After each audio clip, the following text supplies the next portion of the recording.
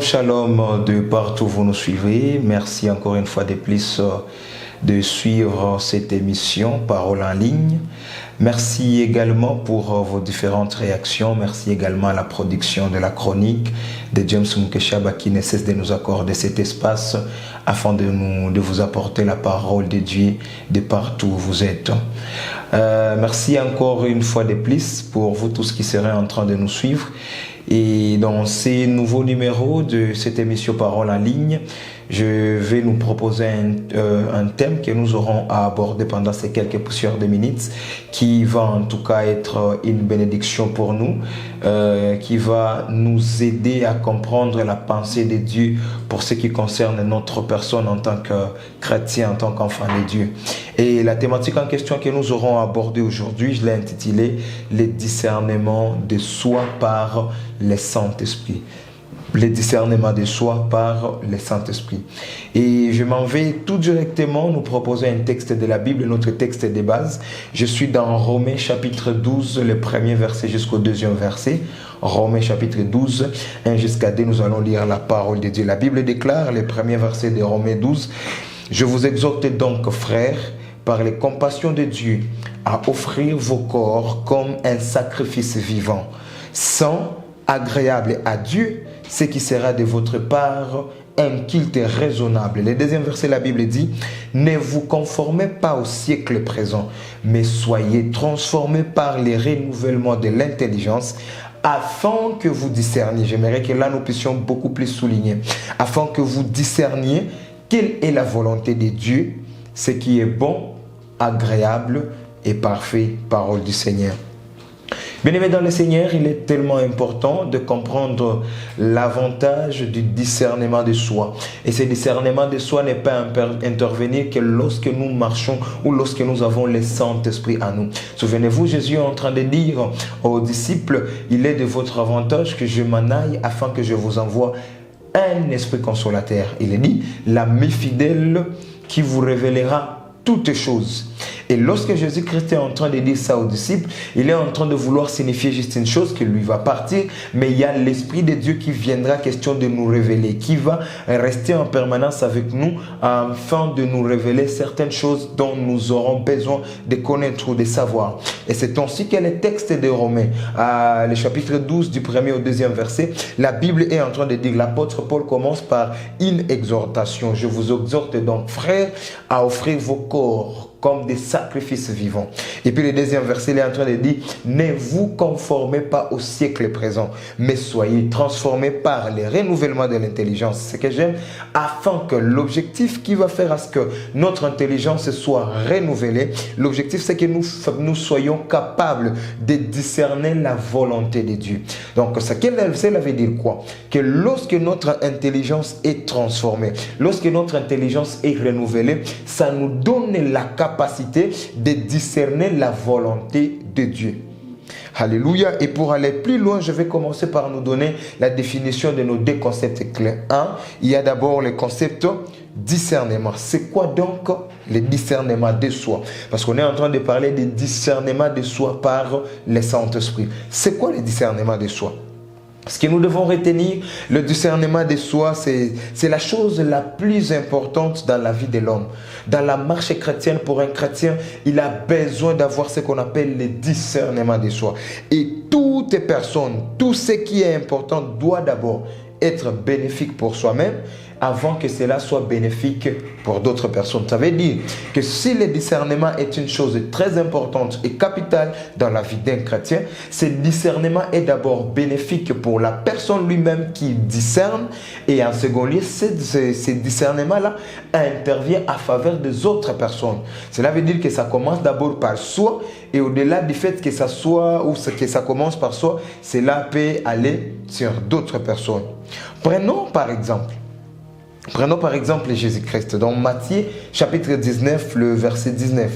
Jésus est en train de dire, « Et tu aimeras ton prochain comme toi-même. C'est parmi le plus grand commandement que Christ nous a laissé, l'amour. L'amour. Et au-delà de cet amour, Jésus est en train de dire que tu dois aimer ton prochain comme toi-même. Ça veut dire que les degrés ou la dimension de l'amour que tu dois manifester envers ton prochain dépend de cet même amour que toi-même tu te donnes. Ce qui signifie que la manière dont tu t'aimes toi-même, cela te donnera des mesures ou des degrés de l'amour que tu dois manifester envers les autres.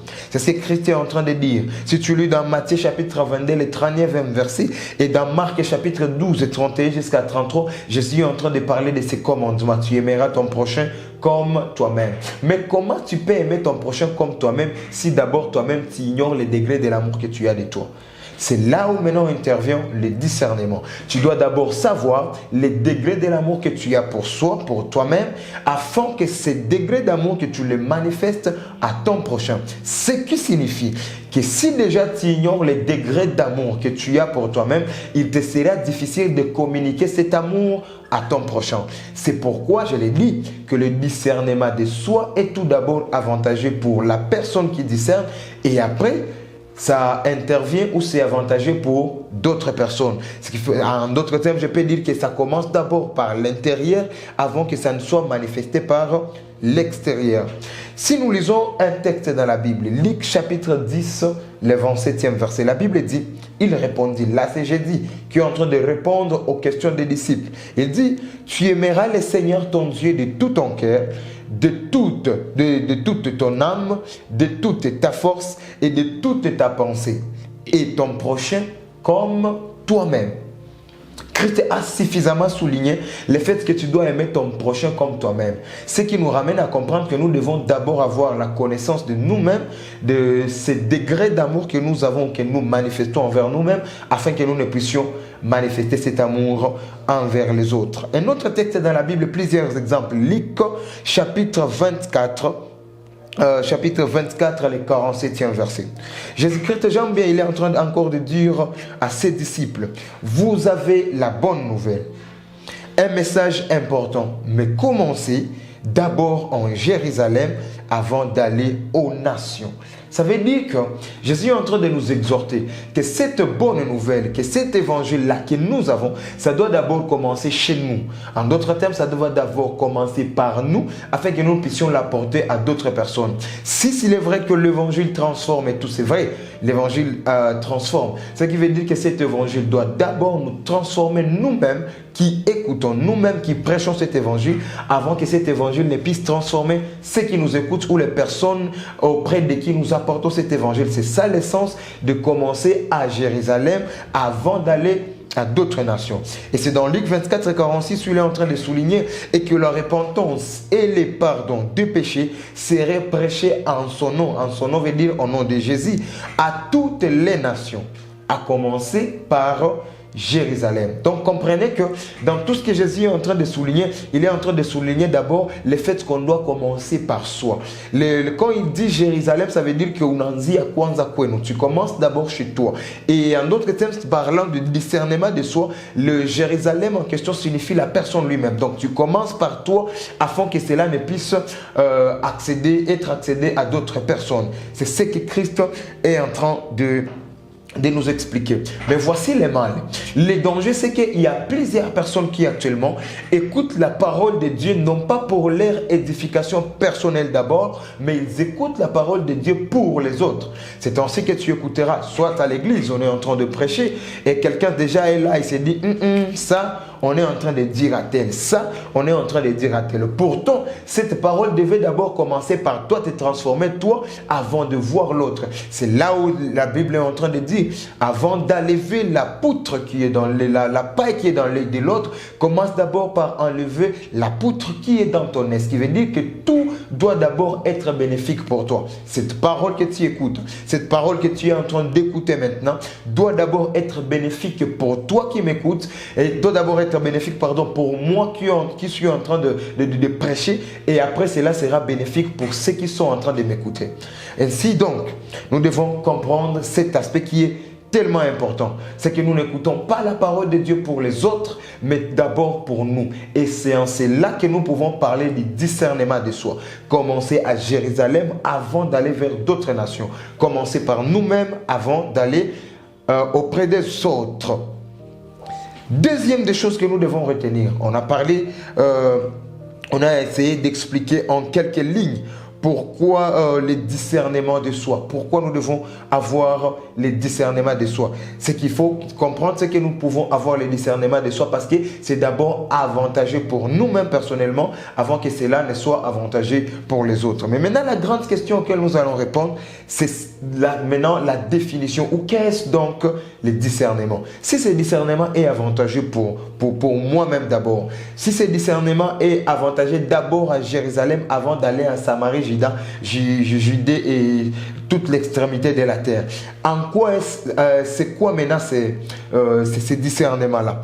Le discernement, c'est la capacité à distinguer le vrai du faux et le faux du vrai.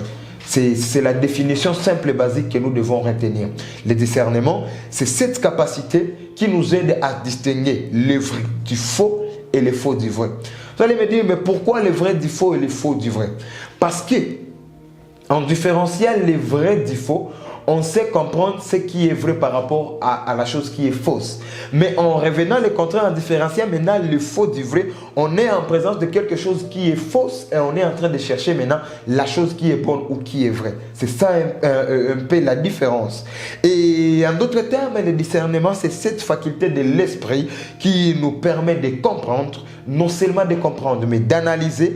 Et au-delà d'analyser, le discernement nous aide également à prendre des bonnes décisions ou des décisions qui sont judiciaires. Ça veut dire quoi? Que si nous voulons analyser une chose, si nous voulons comprendre une chose, si nous voulons prendre de bonnes décisions dans notre vie, nous avons besoin de discernement. Sans le discernement, nous ne pouvons pas comprendre certaines choses. Sans le discernement, nous ne serons pas capables d'analyser certains faits. Sans le discernement, on ne sera pas capable de prendre de bonnes décisions ou des décisions qui sont judiciaires. Et c'est pourquoi le discernement est trop important dans la vie chrétienne, dans la vie d'un enfant de Dieu.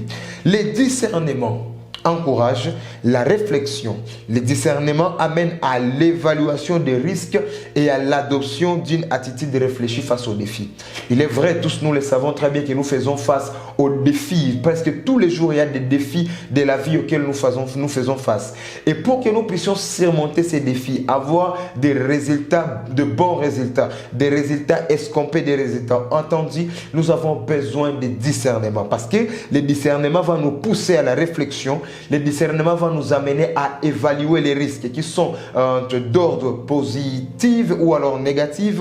Et après, le discernement va nous aider à adopter une attitude qui est bien réfléchie face à ces défis ou aux problèmes auxquels nous faisons face. Si nous analysons cette définition, bien aimé dans le Seigneur, nous devons comprendre deux vérités. Deux vérités, et ces deux vérités, c'est que j'aimerais les dire de cette façon que le discernement repose sur deux piliers. En d'autres termes, je peux dire que le discernement est comme une mère qui a deux filles. Deux piliers, ou alors le discernement est comme une mère qui a deux filles. Premièrement, c'est la méditation. Et quand on parle de la méditation, on parle directement de la parole de Dieu. Si on parle de la parole de Dieu, on parle de la méditation. En fait, ce que nous devons différencier, c'est qu'il y a une très grande différence entre lire la parole de Dieu et méditer la parole de Dieu. Ici, je suis en train de parler de la méditation de la parole de Dieu et pas de la lecture de la parole de Dieu. Il est vrai qu'on ne peut pas méditer sans pour ne pas lire. Mais quand on parle de la méditation, il s'agit d'une étude approfondie de la parole de Dieu qu'on est en train de lire. Et quand maintenant on parle de discernement de soi, étant comme une mère qui a deux filles, premièrement, on venait en train de parler de la méditation de la parole de Dieu. Josué chapitre 1, le verset 8. Qu'est-ce que nous dit la Bible? La Bible nous dit que ce livre de la loi ne s'éloigne point de ta bouche. Médite-le nuit et jour pour agir fidèlement selon tout ce qui y est écrit. Car c'est alors que tu auras des succès dans tes entreprises, c'est alors que tu réussiras. Là, on est en train de s'adresser à Josué. Après la mort de Moïse, Josué devait prendre les rênes d'emmener les peuples d'Israël à Canaan, qui était la terre promise. Et Dieu est en train de dire à Josué, il lui dit que ce livre de la loi, la parole de Dieu, ne puisse pas s'éloigner de ta bouche. Tu dois le méditer nuit et jour afin d'agir fidèlement selon tout ce qui est écrit. Or, tu ne peux pas agir fidèlement selon ce qui est écrit dans la parole de Dieu si tu n'as pas le temps de méditer la parole de Dieu. Et la conséquence de cette méditation, c'est d'avoir les succès dans ces entreprises, mais également de réussir. Ce qui veut dire que si on n'agit pas fidèlement selon la parole de Dieu, il est difficile que nous puissions avoir les succès. Il est difficile également que nous puissions réussir. Ça, c'était une recommandation qu'on a donnée à Josué lorsqu'il a réussi la grande mission d'amener le peuple de Dieu dans la terre promise. Le deuxième pilier ou la deuxième fille de cette mère qui est le discernement, et je vais finir par là pour aujourd'hui, c'est la concentration. Parlant de la concentration, je suis en train de parler de la prière. La concentration ou la prière. Dans Matthieu chapitre 17, le verset 21, on est en train de nous dire quelque chose de trop important. La Bible dit, mais cette sorte de démons ne sort que par la prière et par les jeûnes. Cette sorte de démons ne sort que par la prière et par les jeûnes. Cela veut dire quoi? Quand on lit ces textes-là, ceci nous plonge dans la méditation et dans la concentration au même moment. On cherche à savoir certaines choses, notamment la solution aux problèmes et les réponses aux questions que nous nous posons. Lorsque nous méditons la parole de Dieu nous donne des directives, des lignes de conduite. Et lorsque nous prions, c'est à ce moment-là que nous sommes en train de faire face à certains défis avec lesquels nous nous rencontrons dans notre marche chrétienne. Ici, j'aime bien parce que Christ est en train de souligner un aspect que sans les jeûnes, sans la prière, il y a d'autres démons qui ne peuvent pas sortir. En d'autres termes, il y a des défis auxquels tu fais face. Il y a des problèmes auxquels tu fais face dans la vie. Si tu n'as pas le temps d'être concentré, tu ne peux pas avoir de solution. Parce que quand Christ dit la prière et les jeûnes, souvenez-vous que je venais de dire qu'on parle de la concentration ou la prière. La prière, ce qui veut dire encore la concentration. Christ est en train de vouloir nous dire que si on n'a pas la concentration, il y a d'autres choses qui ne nous seront pas soumises. Il y a d'autres défis auxquels nous ne ferons pas face. Il y a d'autres problèmes qui nous résisteront. Pourquoi? Parce que nous manquons la concentration. Et c'est là dans tous les domaines de notre vie. Que ce soit dans le ministère, que ce soit dans nos entreprises, que ce soit dans notre vécu quotidien, nous avons besoin de la concentration. Nous avons besoin de la prière. Et c'est là où 1 Thessaloniciens 5:17 est en train de nous dire prier sans cesse. C'est une recommandation. Écoutons ici l'apôtre Paul qui est en train de s'adresser aux Thessaloniques. Il a commencé par un bon discours et à la fin, quand il est en train de chuter, il est en train de finir, il est en train de reformuler une recommandation. C'est quoi la recommandation en soi? Il commence par dire non, ne rendez pas les mal, soyez toujours joyeux, n'éteignez pas l'esprit, ne méprisez pas les prophéties, abstenez-vous de toute espèce de mal. Il continue et là, on a fait, il est en train de dire dans Thessaloniciens 5:17, priez sans cesse. Il nous recommande donc, en d'autres termes, d'être concentré à tout moment. À tout moment, il nous recommande cette concentration. Bien-aimés dans le Seigneur, nous avons besoin de comprendre ces choses. Question de vivre les discernements de soi afin que ces discernements soient d'abord bénéfiques pour nous et que ces discernements soient également bénéfiques pour les autres. Merci beaucoup de nous avoir suivis. Nous croyons que dans le prochain numéro, nous allons continuer à nous expliquer et à nous parler du discernement de soi. Que le Seigneur vous bénisse abondamment.